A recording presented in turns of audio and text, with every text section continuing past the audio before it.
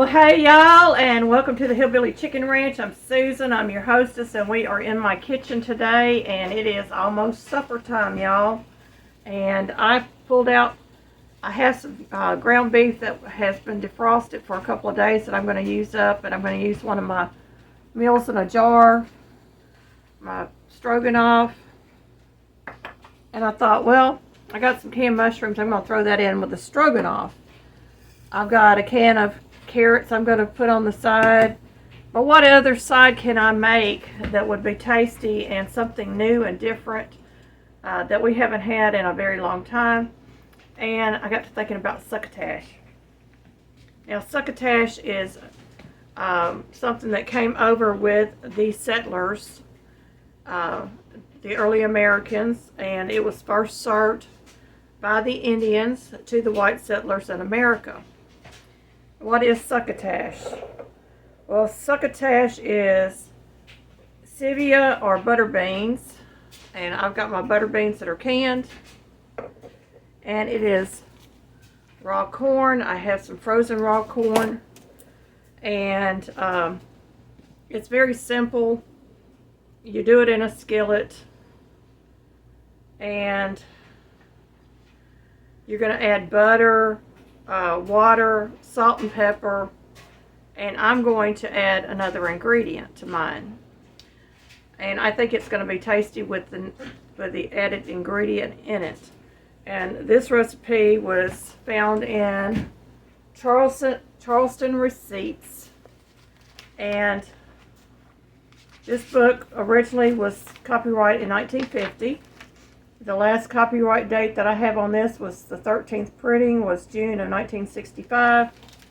And that printing they did 25,000 copies. So this is a pretty rare cookbook. You might find it or you might not. It was put out by the Junior League of Charleston Incorporated. Receipt versus recipe. And this is a little poem they have at the beginning of the book. Throughout this book, as you will see, we never mention recipe. The reason being that we felt, though well aware of how it's spelt, that it is modern and not meet to use in place of old receipt to designate time-honored dishes according to ancestral wishes. And it was written by LFK, whoever that person was. And I thought that was really neat. This book has a lot of things in it, and it has gumbos and recipes that are kind of hard to find, the old recipes. And this recipe was found on page 148, and it was donated to the book by Mrs. Lewis T. Parker, and in parentheses, her name was Josephine Walker, her maiden name. So we're going to do this recipe up, and I'm going to show you my added ingredient when I do the recipe up. Ever had one of these containers and can't get it open? It comes from the store. The Amish put their butter in this. I use a butter knife, and it just pops the lid right off. And I'm going to cut off what looks like to be about 2 tablespoons of butter. And because, well, actually I'm going to cut off a little more because I am probably doing about 4 times the amount that this recipe calls for so that we can get a couple meals out of it. So I'm just going to put my butter over here. The recipe calls for 2 tablespoons of butter. And while I'm at it, I'm just going to add some butter to my skillet up front because I've got to get my ground beef cooking. And that just adds another layer of flavor to my meals in jars. The recipe says to boil your beans in salted water until almost done. Add tender raw corn, cut from the cob, and cook until both are tender. Add butter, seasoning, and serve. So there's my butter beans. And we're going to get these in my skillet.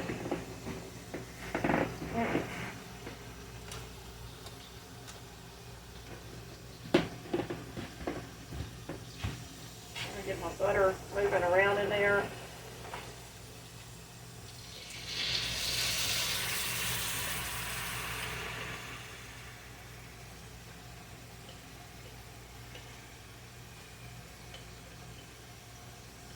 And I have never had stevia beans. I don't even know what they look like.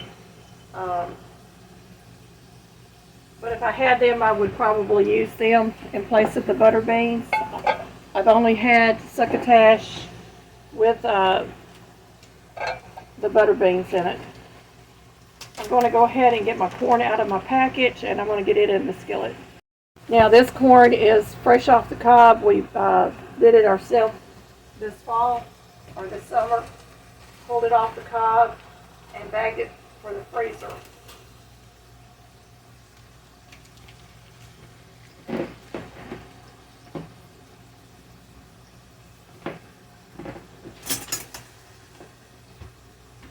I'm going to get that corn in there and try to get it broke up a little bit.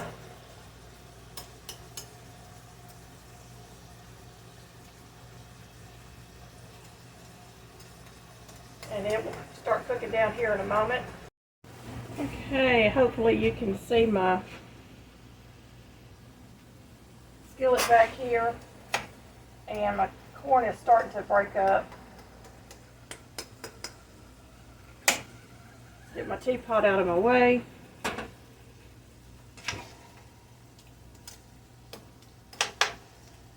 And this was just a really inventive use of lima beans and corn to stretch a meal. Of course, it's not carb friendly because of the corn in it and the lima beans, but it is something different, and we can have this occasionally. And I'll be right back. I decided I'm going to add a second jar of my butter beans.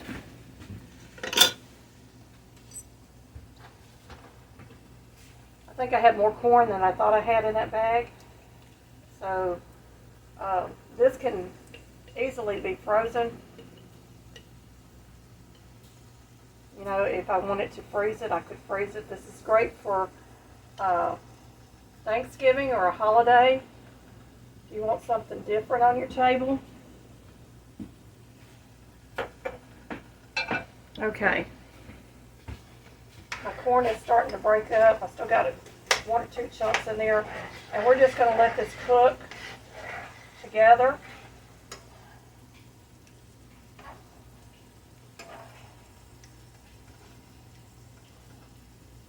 I know it kind of looks like a mush. And I'm going to add some green chilies. Now this is hot green chilies. And this is optional. You can add chilies if you want to. I've seen it served with bell pepper in it, red bell pepper in it for color. I've seen it served many different ways. So we're going to just add that in there. That just, to me, just boosts the flavor up just a tad more. And we're going to stir this, and we're going to let that cook down.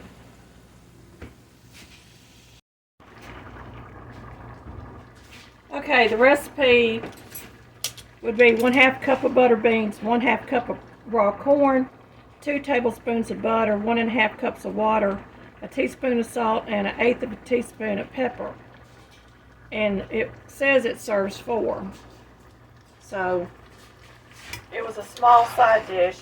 I'm making a big pot or a big cast iron skillet of it.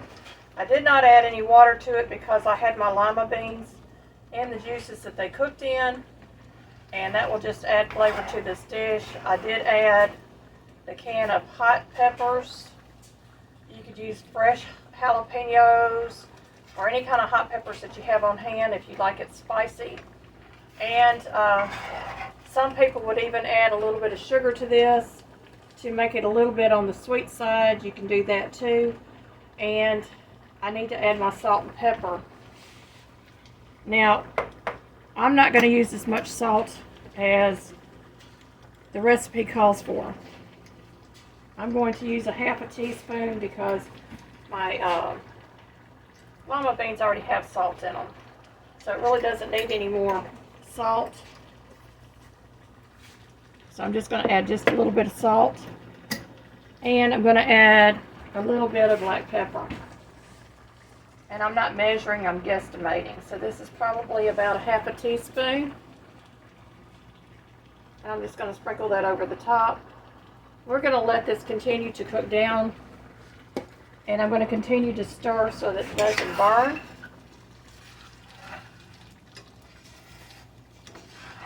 And we are going to have succotash to go with our supper. I've got my carrots ready to go. I'm going to get them turned on.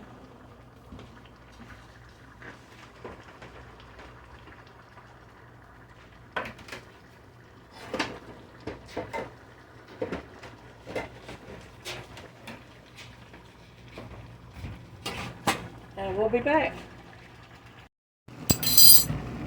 Okay, we have just about reached the stage I wanted. It is thickening up.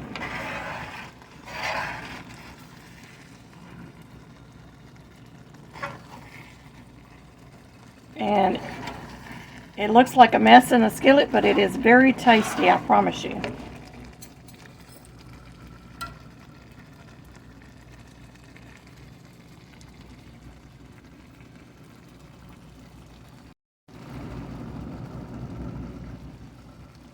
I'm going to taste, y'all.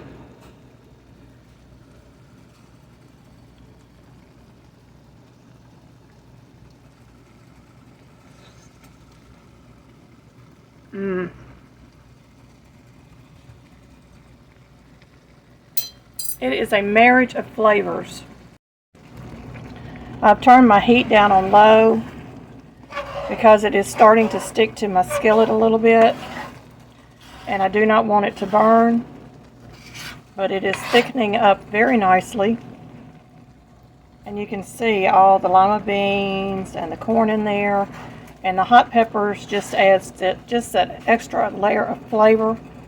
It's a very simple dish. It's a very mild dish without that. And like I said, you can always add red bell peppers to it, or pimentos, or anything like that to brighten up the color.